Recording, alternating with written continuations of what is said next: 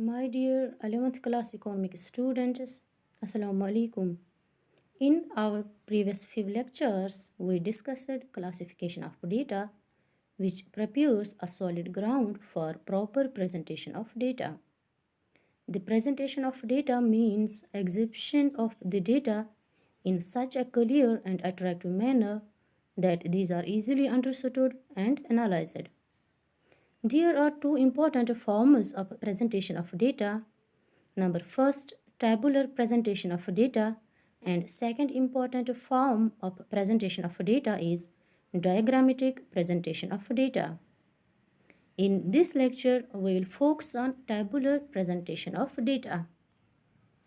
My dear students, tabular presentation of data is the presentation of data in the form of a table, or in other words, we can say that it is a systematic arrangement of data in columns and rows.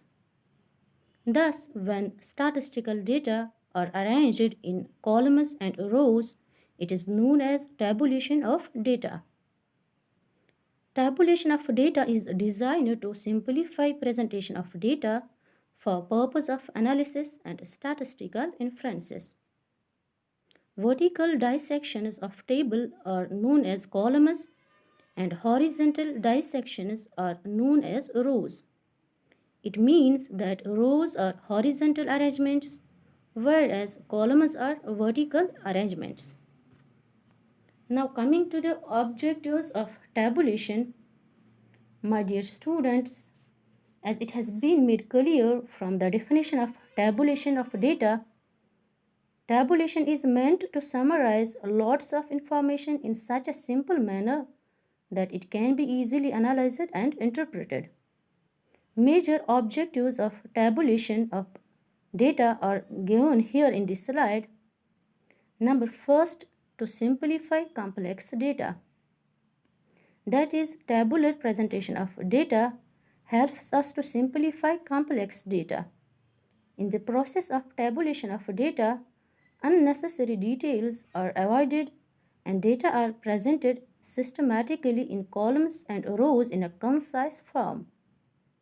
All tabulated data are presented in such a manner that they become more meaningful and can be easily understood by a common man. Second is to facilitate comparison.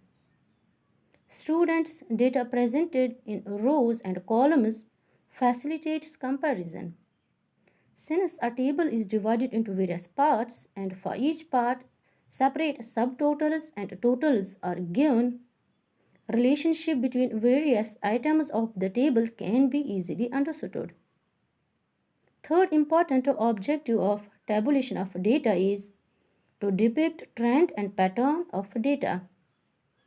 That is, with the help of tabular presentation of data, we can depict the trend and pattern of data. Tabulation of data depicts the trend of the information under study and reveals the patterns within the figures which cannot be understood in a descriptive form of presentation. Another objective is to help reference. When data are arranged in tables with titles and table numbers, they can be easily identified and made use of as source of reference for further studies. And the last important objective of tabulation of data is to facilitate statistical analysis. Students, after classification and tabulation of data, statistical data becomes fit for analysis and interpretation. Various statistical measures like mean, dispersion, correlation, regression, etc. can be calculated easily from the data which are systematically tabulated. Now coming to the another aspect of tabulation of data, which is the main components of a table. Dear students, different parts to which a table should be divided would depend on the nature of the data and the purpose for which they have been collected. However, in general, a statistical table is divided into 8 parts, which are explained or given here in this slide.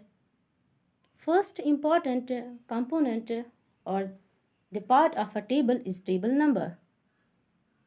Dear students, each table should be numbered for easy identification and future reference. The table number may be given on the top of the table or it may be given on the left hand side along with the title of the table. Sometimes table number is given in the center at the bottom of the table. Second important component of a table is title of the table. Dear students, every table should have a title which must be written in bold letters. Title is generally given at the top of the table in the center. A good title is clearly worded and gives a brief statement about the nature of the data and the time span, if any, to which the data relate.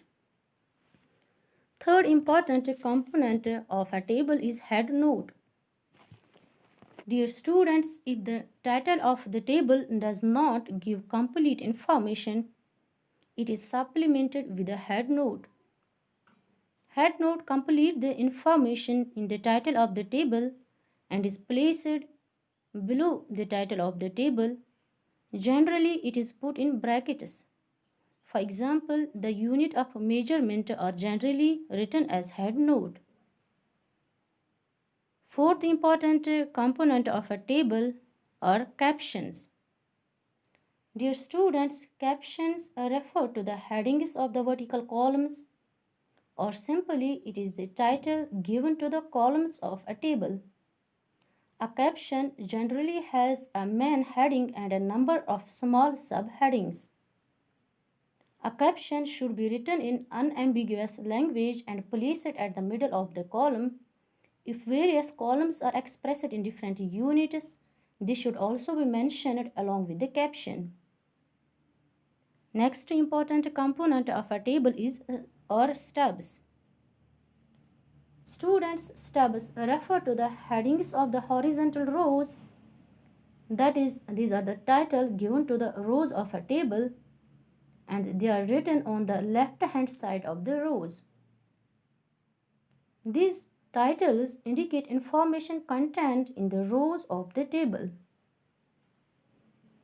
The main part of the table or main field of the table is the body of table.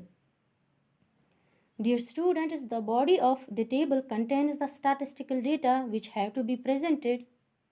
This is the most vital part of a table and the data contained in the body are arranged according to captions and stubs. Each item in the body of a table is called a cell. Seventh important component of a table is footnote. Dear students, footnotes are given below the table and are meant to clarify anything which is not clear from the heading, title, stubs, and captions.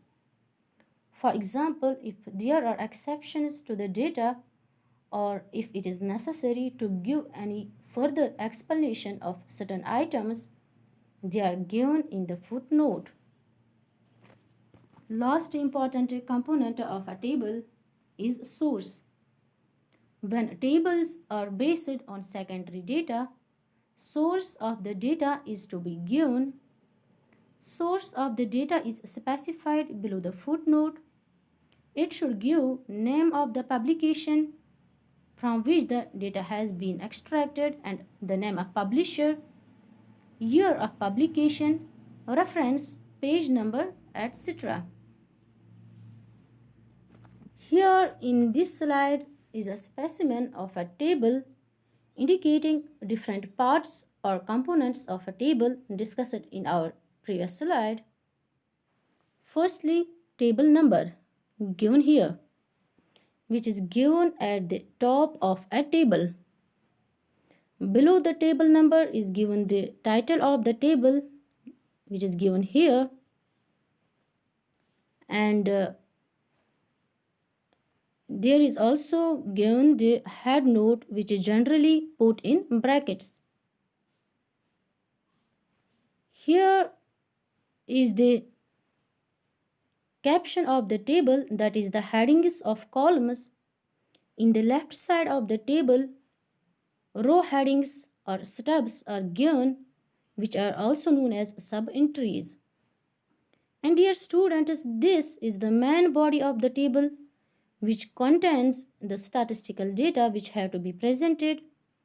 And below the table here is given the footnotes, which are meant to clarify anything which is not clear from the headings, title, stubs or captions.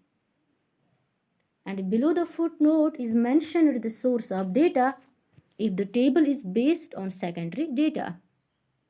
So dear students, in this lecture we discussed about the main concept of the tabular presentation of data, the various objectives of tabular presentation of data, and the different parts or components of a table. In our next lecture, inshallah, we will be talking about the general rules of tabulation and the different kinds or types of tables. That is the basis of classifying tables. Thank you.